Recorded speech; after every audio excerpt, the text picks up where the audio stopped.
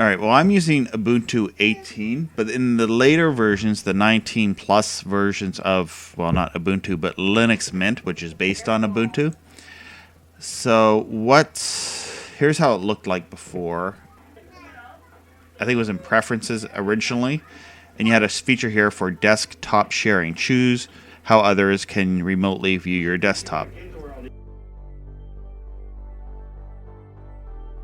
So here we have it, and it's just this very straightforward, easy setup menu.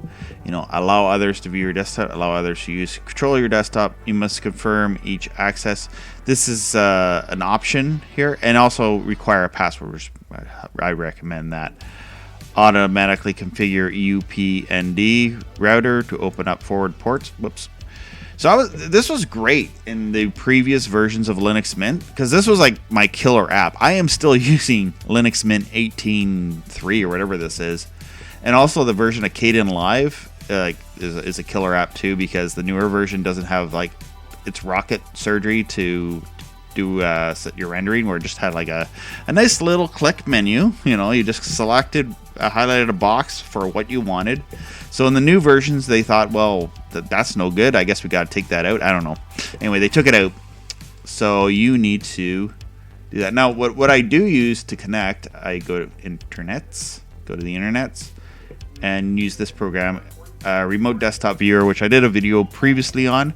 I like this because it's a clean little program that just, you know, does what I need it to do. And when I'm working on my local network, I connect via VNC, and these are my settings. I use VNC. I'll find another computer. I don't have any computers on the network right now to do this, but go full screen scaling. So you keep, you know, all these settings. Works great. Now they took that out. So there's this little program called... So in newer versions, you go on your software manager. All right.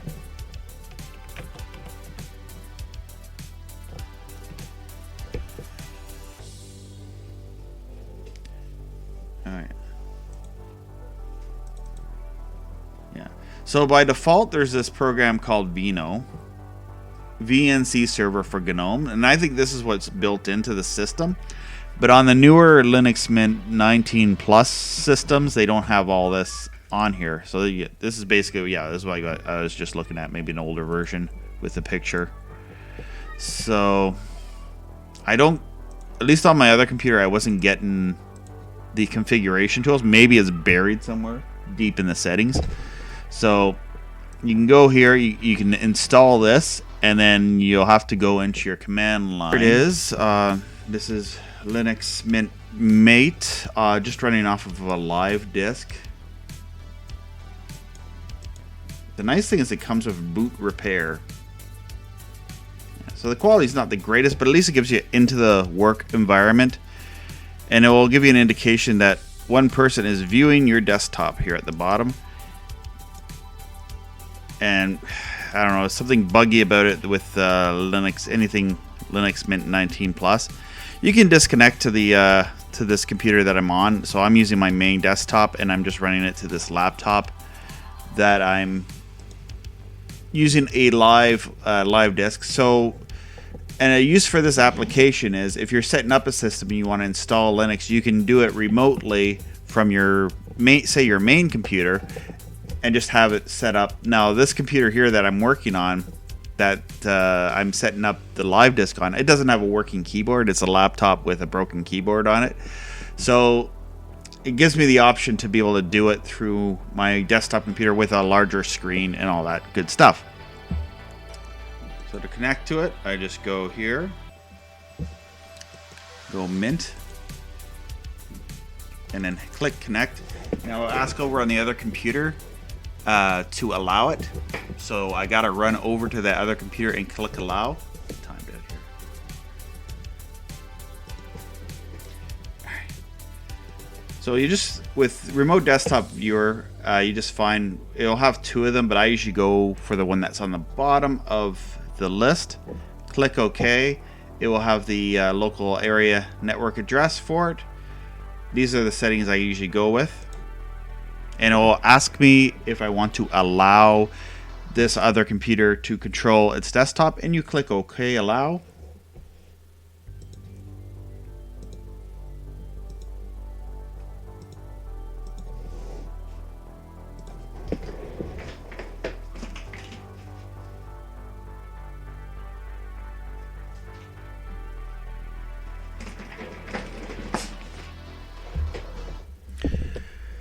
There we go.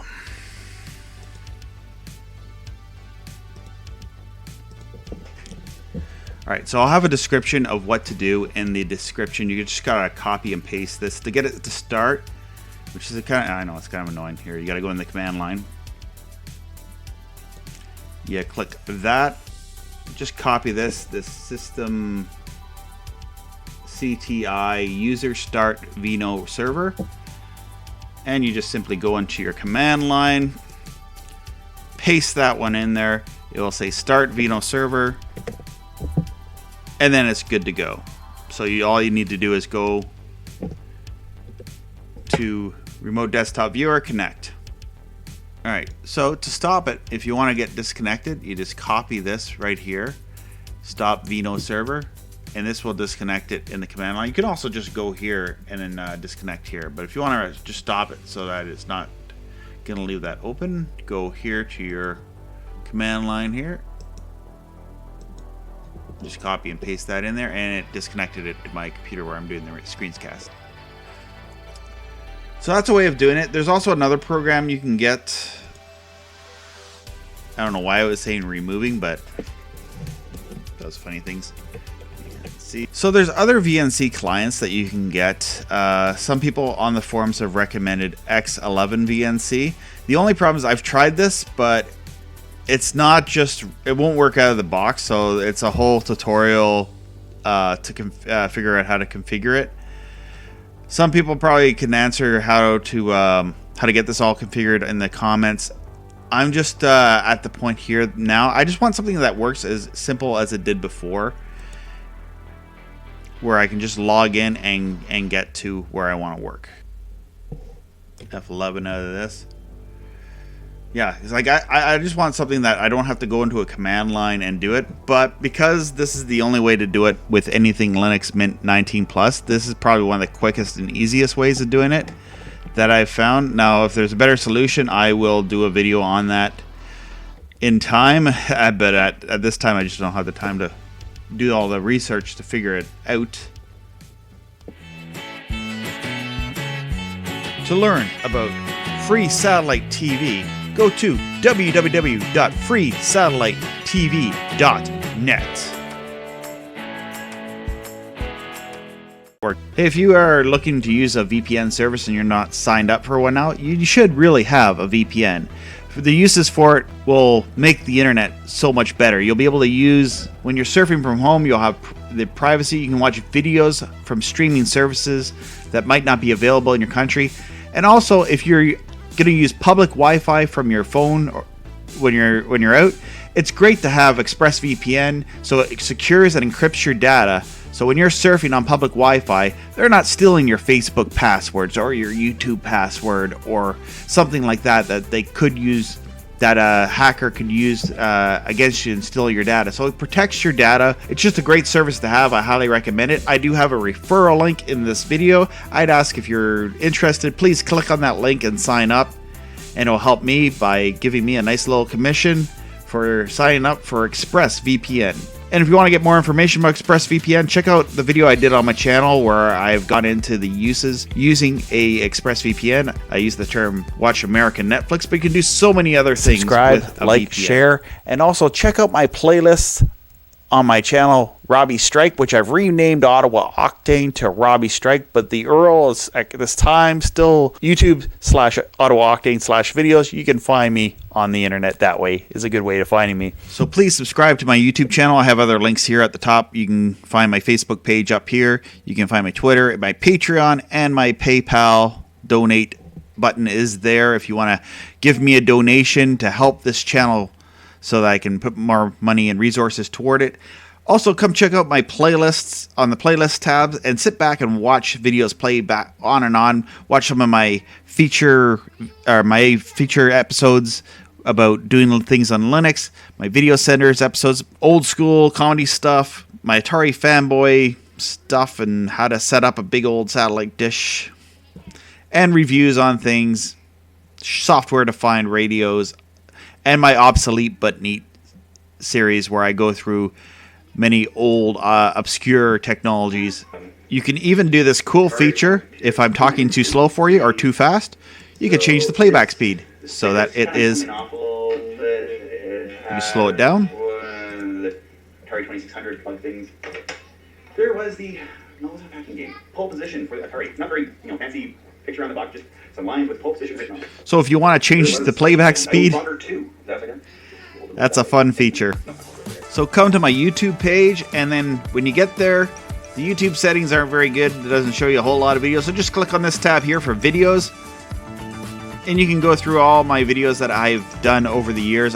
Recently, I've done a video about free and legal streaming channels that you can download an M3U list. There's a link in the description of the video. All my videos do have links and descriptions.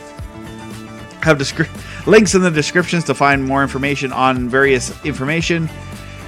I've also done a how to make a cable TV system with this HDMI Thor ATSC modulator that will allow you to create multiple TV channels streaming through a one coax cable. And if you're going to stream and you're being blocked, you can use ExpressVPN. So check out my video about ExpressVPN. And if you're looking to buy a KU-band satellite dish, I kind of did a breakdown here for a free-to-air starter kit. And I got videos about satellite and all sorts of technologies, software-defined radio stuff, reviews on things like video editors and software. So take this page a quick look. Check out some of my videos, like and share and subscribe. Please subscribe. I'd love to reach 100,000 because then YouTube would really get things rolling for me to get views, and give this video a like. It really helps me in the algorithm because otherwise these videos just get buried and no one gets to find out about the wonderful world of free TV.